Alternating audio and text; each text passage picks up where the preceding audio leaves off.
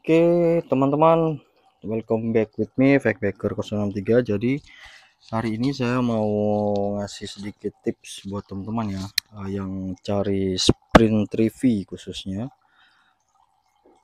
Part apa saja yang wajib kalian perhatikan saat beli unit TV. Jadi, harus benar-benar jeli ya. Itu yang pertama, kalau body. Kalau bagian body sih bisa dilihat, jadi nggak usah perlu teliti pun kalian sudah tahu ini body bekas repaint atau tidak. Jadi yang krusial dulu yang pertama itu di bagian depan.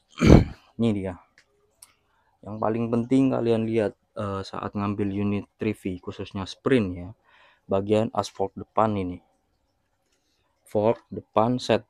Di sini ada kingpin, ini yang as untuk nyambungin lengan ayun dengan fork. Ini yang biasanya kalah. Kalian lihat detailnya, ini ada karet. Nah, di sini kalian harus betul-betul lihat dia miring atau lurus. Kalau miring, mending jangan diambil. Kalau mau dinego lumayan ya untuk harga kingpin dan pasangnya ini. Itu pun apa ya? Yang beredar di marketplace di online itu hanya lengan ayun punyanya Aget. Nah, kalau kalian cari ini itu nggak ada. Adanya tuh dia satu set fork dan lengan ayun. Ini saya ganti tuh, harganya tuh 3.500.000, itu pun kalau ada barangnya. Dan ini kalau kalian ganti ke iGate itu nggak bisa tuh bukan berarti nggak bisa full ya. Kalian harus ganti banyak. Dari ini dudukan shock, ganti shock breaker, dudukan shock, ini apa namanya, kaliper depan itu ganti semua. Karena apa? Memang beda. Dari dudukan shock iGate itu dia pakai dua baut, kalau yang Trivi dia masih pakai single baut as kayak gini.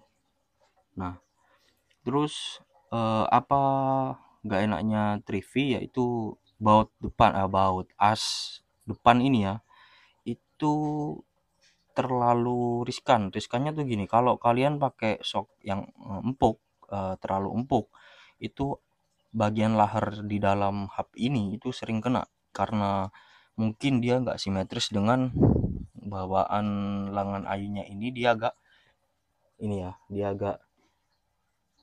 agak melengkung gitu. Beda dengan iGate. Kalau iGate dia tuh lurus. Nah, jadi gitu. iGate dia lurus. Terus shock juga saya ganti punyanya Scarlett karena cari lebih empuk, ternyata ya ada yang harus dikalahin, yaitu laharnya ya. Bluetooth mode. Itu teman-teman. Jadi yang paling penting di iGate itu sebenarnya bukan dari area CVT tapi dari area fork ini ya. Terus kembali ke CVT. Ini ya. Kalau CVT itu bisa di-upgrade ke iGate atau kalian ganti puli belakangnya itu dengan punyanya Malossi atau yang racing lain ya. Itu untuk ngilangin gredeknya dikit. Tapi ya sama saja, untuk Vespa itu pasti gredek, nggak mungkin nggak gredek. Nah, terus kalian lihat lagi di bagian ini, kipas magnet. Nah, ini sangat penting karena apa? Untuk meredam panas, dia nggak pakai radiator, jadi semuanya sirkulasi itu dari sini. Ini kalau udah pecah-pecah, retak di bagian baut, nah itu lebih baik diganti kalau kalian sudah punya unitnya, karena dia terlalu riskan itu teman-teman. Terus yang kedua apa ketiga nih, kalian lihat bagian mesinnya di bawah box ya. Kalian buka, kalian lihat ini, kalian lihat ada cover. Nah, cover ini usahakan utuh dan dia tidak goyang. Itu. Jadi sistemnya tuh dari samping, dari kipas tadi masuk angin ditiupkan ke depan.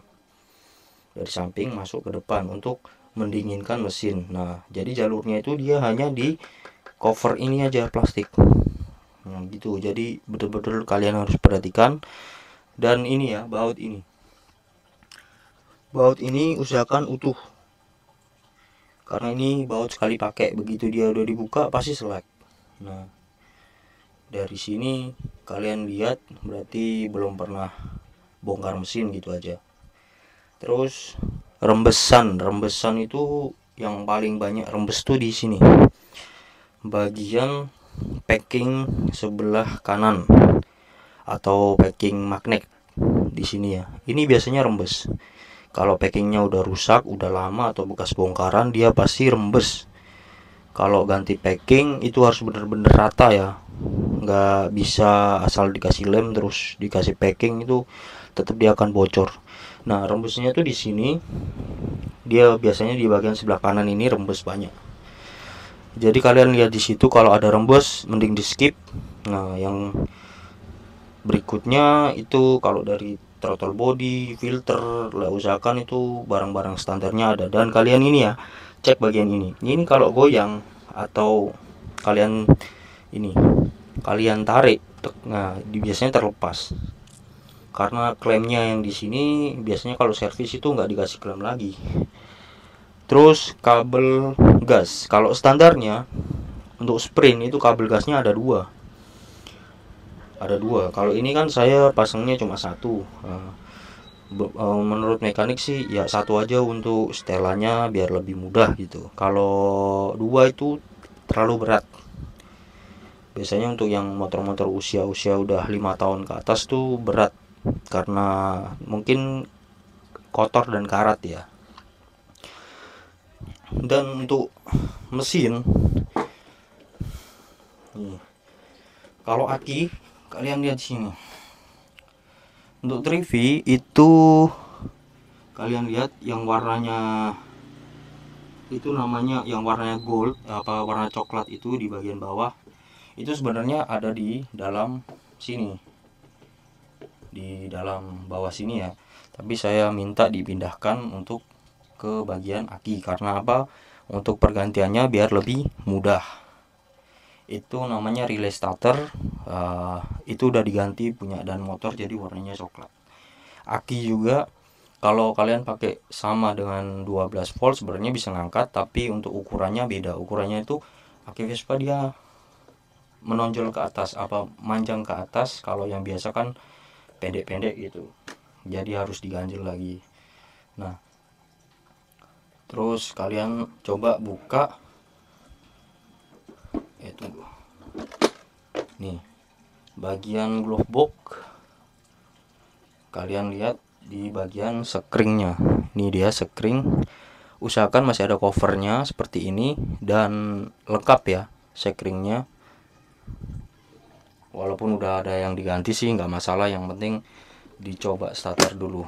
Nah, kalian coba kontak on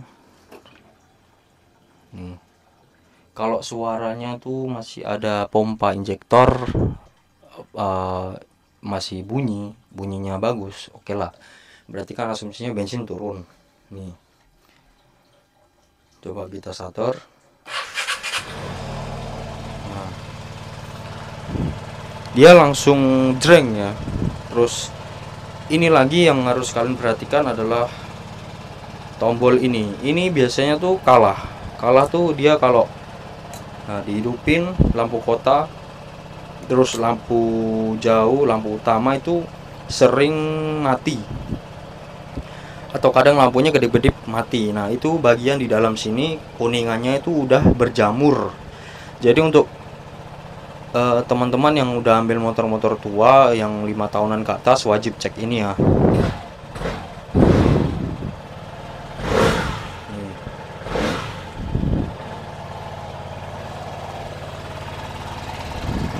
Untuk suara mesinnya tuh Vespa kayak gini, dia dibilang kasar nggak kasar, dibilang halus juga nggak halus. Beda sama pabrikan Honda ya. Kalau Honda kan halus banget. Nah kalau Vespa tuh kayak gini. Untuk iGate dia lebih halus sedikit. Beda dengan Trivi.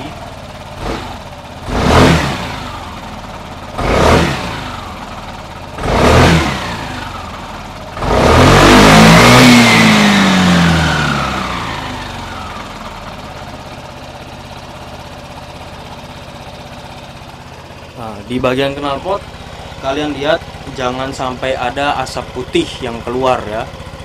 Nah, itu tandanya klep biasanya udah bocor atau udah baret untuk bagian sehernya.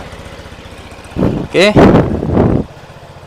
Untuk lampu-lampu ya kurang lebih kayak gitu, dan kilometernya ya kalian lihat di total kilometer, jangan mile. Nah, usahakan semua tombol fungsi enak, dia bisa kembali. Nah, dim. Nah, jadi gitu. Untuk terakhir ini kalian harus ngolong ke bawah, lihat nih. Itu ada bagian karet. Nah, karet ini ada berapa biji ya? Depan 1 2 3 4 5. Itu ada karet penutup dek bawah, itu harus komplit ya. Kalau udah dibuka hilang, nggak ada spare partnya. Jadi kalian harus betul-betul perhatikan ini ya. Dan ini lagi bagian switch. Switch ini bentar. Nah, ini adalah switch. Usahakan dia masih bagus ya switchnya. Jangan yang udah gompel atau apa ya, dia nggak bisa balik di bagian pernya itu. Nah, jadi biasanya kendalanya kalau udah di starter dia nggak mau hidup, kadang hidup kadang enggak di switchnya itu. Jadi kalian harus hati-hati. Oke. Nah, jadi teman-teman itu aja sih yang mungkin bisa saya share, apa yang perlu kalian lihat untuk ambil unit di sprint, khususnya Trivi ya. Masih Trivi. Kalau iGate mungkin untuk bagian fork depan bisa kalian skip dulu atau dia dicek kurang lebihnya kayak gitu. Oke teman-teman, jadi sekian dulu video dari saya. Thanks for watching. Jangan lupa like, comment, dan subscribe. See you next time. Keep healthy. Dadah.